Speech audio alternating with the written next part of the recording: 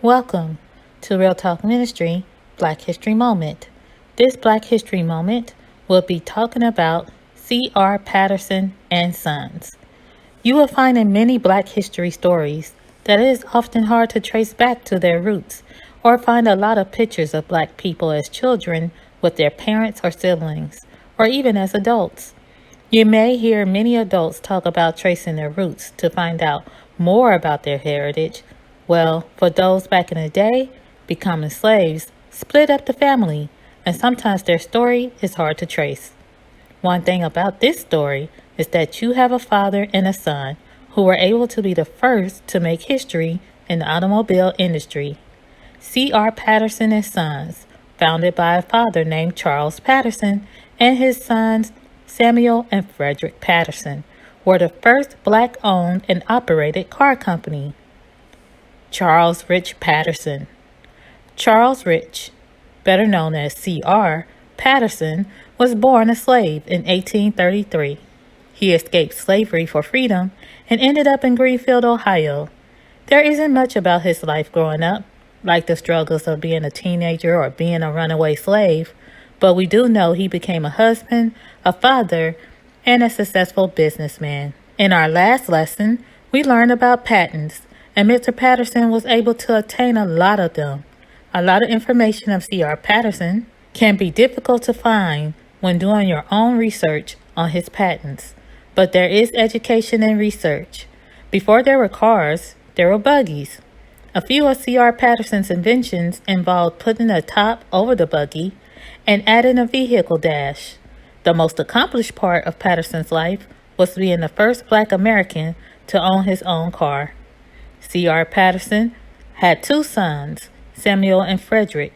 His son Samuel became ill and died at the age of 24 years old. Father and sons. At a time when everyone was trying to be the first at making the automobile more efficient, transportation was transitioning from horse-drawn carriages to transportation with an engine.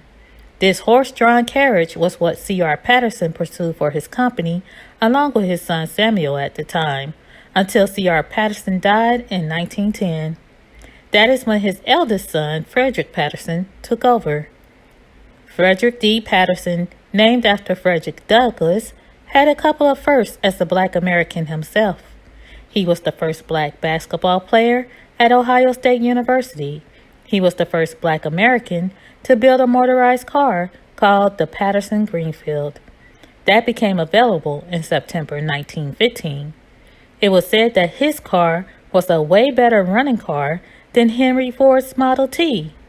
Frederick's car was built with a 4-cylinder 40-50 horsepower engine.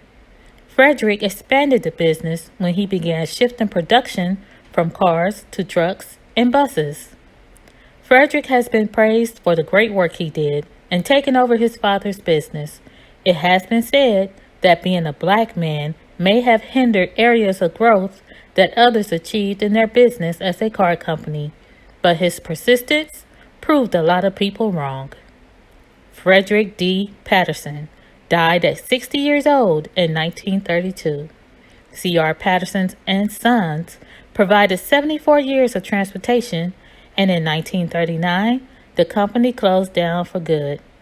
The accomplishments that came from this company included patents and a lot of firsts for the Black community and beyond.